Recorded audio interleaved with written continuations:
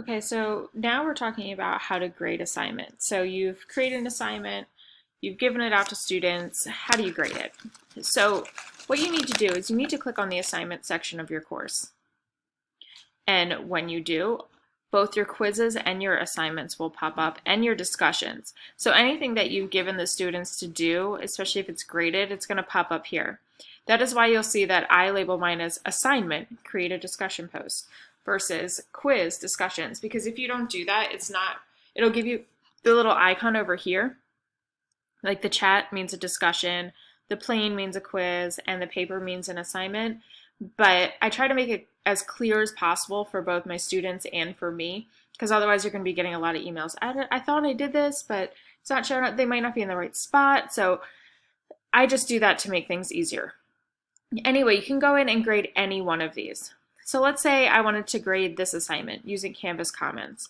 So when I click on it, what I see is the assignment that I gave them. So this is a good way to view the assignment as well. I can see what I asked them to do. I can see how many points I asked it to be. I can see that I published it. And over here on the right-hand side is Speed Grader. Speed Grader is what Canvas uses to help you grade an assignment. When I click on it, it will show me something blank right now. Up here in the right-hand side is where all the students pop up. And so when you click on it, it'll have a list of students. Right now, test student is grayed out. That means that they have not added anything. If they do, then their name will appear normally and it'll have a little orange circle to the left of it. And that's when you would click on that student's name, and whatever they completed will be right here. You can take a look at it. Depending on what they add, if they added like a file, like a Microsoft document or something, then you can add your feedback in it. And when you're done, you give them a grade. Now this is a complete or incomplete assignment, and so I would choose from the drop-down menu here. If I wanted to give it for points, I would be able to just type in the point numbers. So let's say I click complete, and then that'll mark test student as completed, and it puts a little check mark next to their name here. It'll mark it so in the gradebook. If I wanted to give feedback,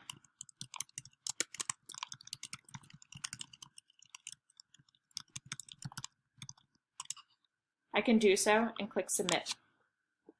That feedback will show up for them, and you'll also have a record of when you gave it to. Another option that you have is by clicking on this media comment here.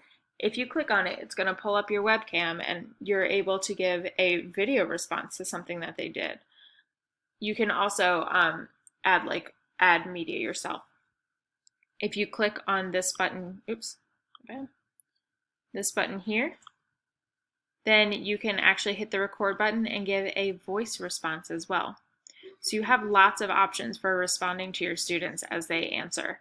Every time you do, you just click submit and there will be a feed here of all the comments that they gave. When there's a list up here, it's going to do it alphabetically by last name, so you'll just be able to go through and find all the student information that way. The options up here, we can run through them real quick. If I click on Gradebook, then it's going to bring me to my gradebook. I can also choose to post or hide grades. So right now it says all grades are posted. If I click on hide grades, they won't be able to see them anymore, and I can go back later and post it. If I click on the settings, I can click on options, and I can choose how the list of students is sorted. Back to that, you can also choose hide student names in the speed grader. That gives you the option to go through students in the most unbiased way possible by not knowing who they are. So that's also an option if you need help grading it, etc. And there's something else. Okay, so let's click on Gradebook. When you pull up the gradebook by going through the assignment, what it's going to do is it's going to list all of the students that are enrolled in your course, and then all of the assignments that you have. My preferred way of getting there is by actually clicking on your course itself and then clicking on grades. You can choose how to view things by toggling these things here, how to arrange them, how to filter it, etc. You can also export your grades by clicking on Actions and then Export, and that'll give you a spreadsheet version of all the grades if you want a physical copy, or if you wanted to import them into another program like the Hub.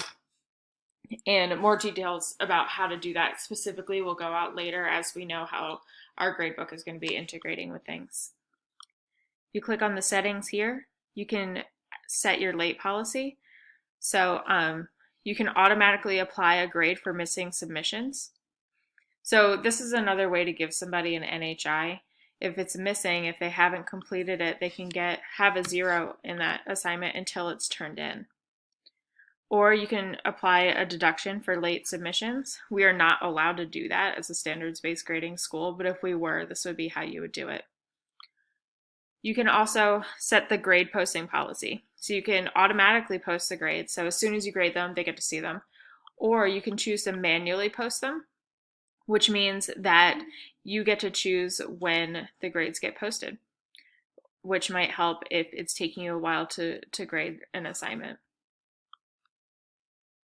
So that's grading in the gradebook in a nutshell. It's a lot easier to show you when there's actually data to put up, but the only assignments I have where people have completed them is either students or teachers who completed the Canvas 101 course. In either example, I didn't want to do that to anybody because it's going to be shown to a lot of people. So it's definitely worth going through and playing around with the settings. The grading part is fairly easy because everything's in that one little area for you. And the grades do pop up nicely. And you're also able to manipulate the grades too. So say for this quiz, he ended up taking it in person. And so I wanted to give him a 5 out of 5. I can do that. And I can go back and I can mark it as something by clicking on that little arrow in this assignment. I can click on it and I could say he got a 5, but it was late. It was 5 days late. But he completed it, and so we're good. We'll leave it at that. Now notice that I gave it like a little blue mark because blue means late in the gradebook. So it's another thing. It will highlight it as red if it's missing. You can also mark it as excused if you'd like. And then it won't give them any score at all. So again, lots of options. If you click on a specific assignment, you can also sort things that way too, or open up the speed grader for it. I like this option here, message students who haven't submitted yet or got a score of less than whatever. That's a great option just to let them know that things are missing. It's better than going through and trying to make a list and send the emails. Let's see, you can also hide the grades. You can choose to enter the grades as points or percentages. So that's also helpful for those of you who would like to do it that way. And that's the grading in the gradebook in a nutshell.